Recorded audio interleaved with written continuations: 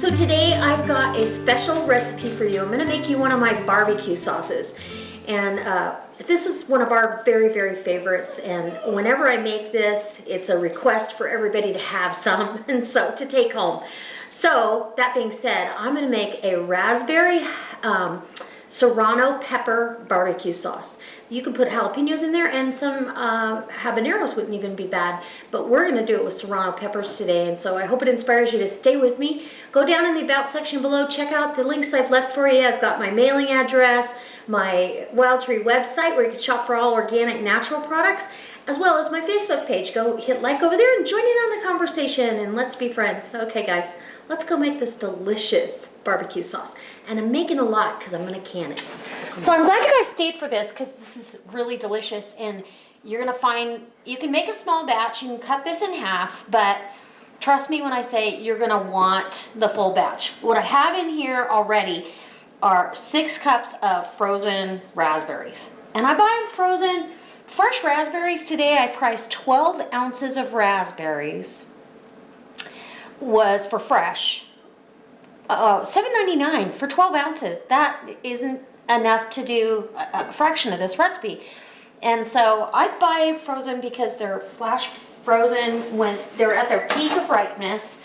And you'll know, as you know, raspberries are kind of tart. I've got 6 Serrano peppers, seeds and all, that I'm just chopping up. Everything can be a rough chop because I am gonna use the immersion blender when it's all cooked down.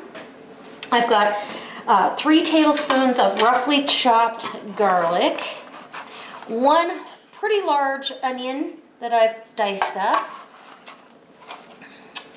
and get that all in there.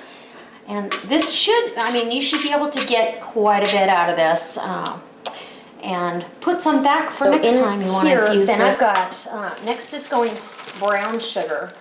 And I'm packing this brown sugar a half cup at a time. But because we want this sweet hot barbecue sauce, I'm gonna put in 2 cups of brown sugar.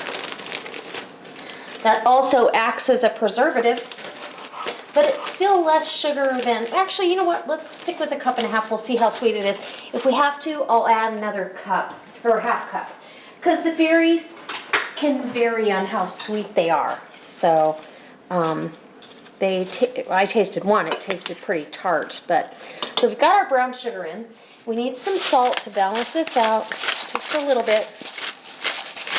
Because you're going to have sweet, savory, hot, spicy. So you want that saltiness too.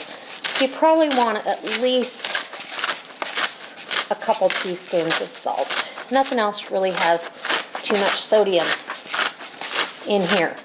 But the organic, and I've got Bragg's organic apple cider vinegar. You could use a different vinegar if you want to, but we want that twang in the background. So we're going to go ahead and put down a cup and a half of vinegar to start with, and that we may have to adjust as well, but I will let you know what we have to do. And then last but not least, I love molasses, and molasses gives it that authentic barbecue flavor. Oh, that lid was on there. And we may have to heat this up because it's gonna pour slower than molasses. Oh, that's funny. Okay, well, I'm going to put a half a cup of molasses, and this is, this is unsulfured molasses.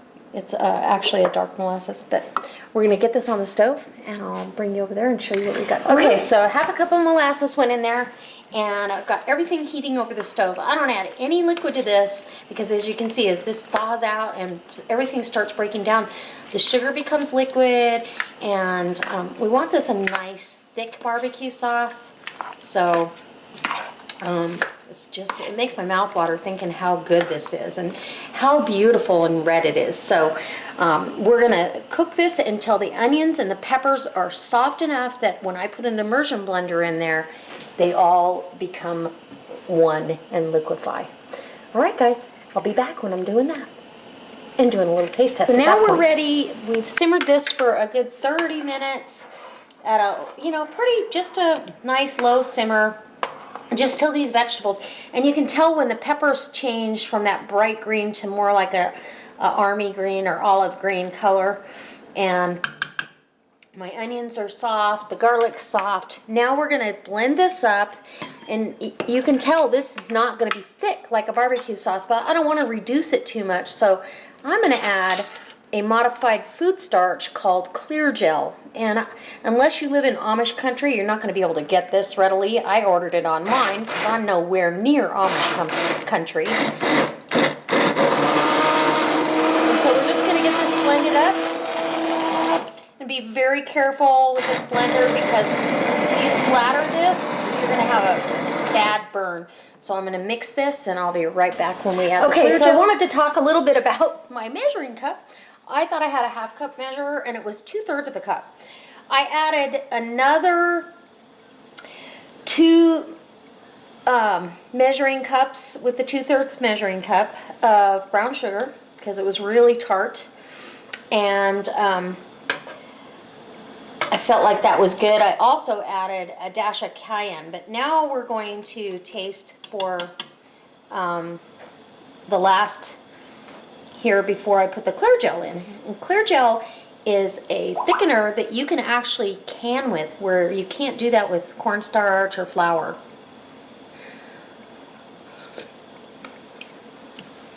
So all I'm checking for now, I like the tanginess of the vinegar. It's got some heat, and it's So now we've got our Clear Gel, and I ordered this online from Berry Farm is what it's called. If you just, in your search engine, put Clear Gel or Amish Market. So I'm putting 2 tablespoons of this, and there really aren't a whole lot of instructions online where you can find out how to use it, and there's none on the bag. It doesn't give you any instructions, except, oh, it's got one, canned blackberry pie filling. So that's kind of nice. I get one recipe, but this is pretty standard. So I'm gonna get this mixed in here, and we're gonna get this to a boil, and it should start thickening right away, and it'll disappear on us. If we have to, we'll put the immersion blender back in, but I don't think we'll have to. I can feel it already thickening up on me. And we want this to come up to a rolling boil. I've got my canning jars are all clean, so I can actually get those in there. And you can water bath can this. If you put it in really hot jars, and this is really hot, you could probably get away with doing it like my mom did and letting it seal on its own, but I'm going to do it the way I know how to do it. And this is the way she taught me to do it. Always water bath. Don't do what I do. So I am going to get the immersion blender here, and I should have made a slurry, I guess.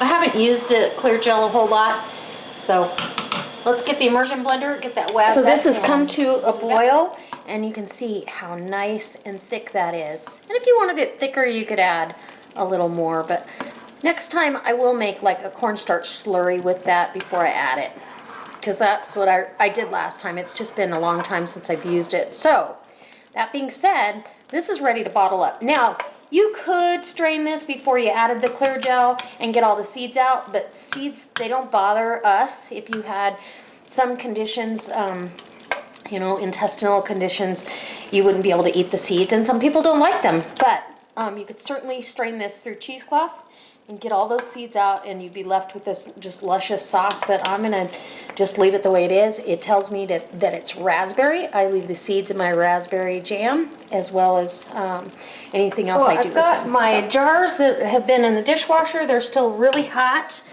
I'm gonna go ahead and get my canning funnel on here. And because this is like a jelly or a sauce, you can fill it to 1/4 inch of headspace. I'm gonna put these in the water bath canner so they'll be completely submerged in water. When it comes up to a boil, I will boil them for a full 10 minutes.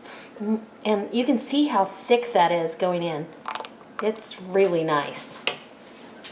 And full 10 minutes, and then shut it off, leave them sit in there for another full 5 minutes, and then we'll pull them out, set them on a towel on the counter, and let everybody seal up. So there you go. And I'm doing some small jars as well as some bigger ones because the small ones are going to be gifts. And I've got my lid, that's been in hot water as well.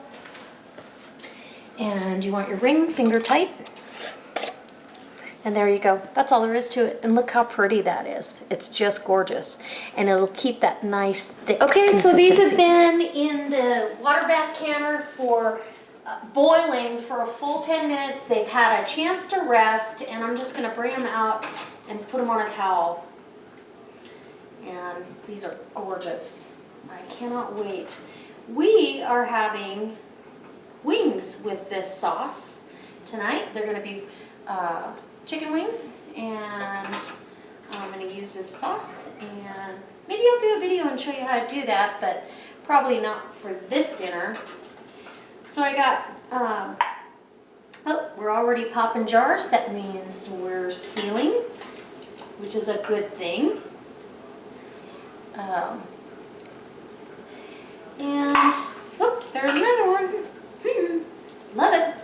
Okay.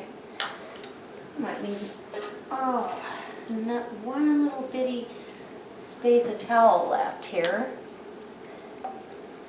I usually don't like them to be too crowded, but running out of room. Okay, so we ended up with 2 full pints and 2, 4, 6, almost 7 half pints. So you can get a pretty good load of this barbecue sauce, and it's absolutely delicious. We love it. It's sweet, it's spicy, it's different, and it just brings a new spin on so many dishes.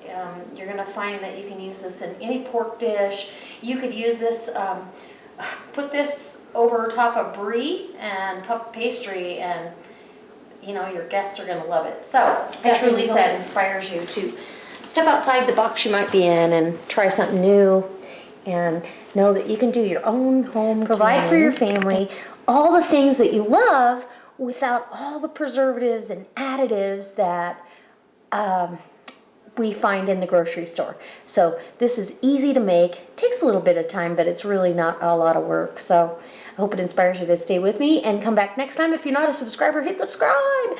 And can't wait to see you next time, because I'm probably going to be using this in a recipe coming up very, very soon. All right, guys. God bless.